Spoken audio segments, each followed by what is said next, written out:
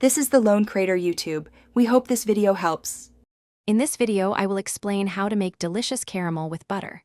First, let's gather our essential ingredients and tools. You will need 1 cup of granulated sugar and 1/4 cup of water. Also, have 6 tablespoons of unsalted butter, cut into small pieces, ready. A heavy-bottomed saucepan and a heat-proof spatula are crucial. Finally, keep a pastry brush and a small bowl of water nearby for a smooth process. Now, let's start cooking the sugar. Combine the 1 cup of sugar and 1/4 cup of water in your saucepan. Stir gently over medium heat until all the sugar completely dissolves. Once dissolved, stop stirring. Allow the syrup to boil without disturbance. It will gradually turn a beautiful deep amber color. This usually takes around 8 to 12 minutes, so keep a close eye on it. Once your sugar syrup reaches that perfect deep amber hue, immediately remove the pan from the heat. This is a critical step.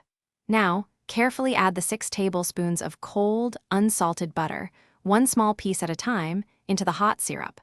Whisk continuously and vigorously until every piece of butter is fully melted and smoothly incorporated.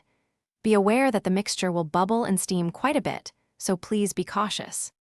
After all the butter is melted and combined, continue whisking your caramel for about 1 more minute to ensure a smooth consistency. Then, carefully pour the warm, luscious caramel into a clean, heat-proof jar or container. It is important to let the caramel cool completely at room temperature before you use it or store it.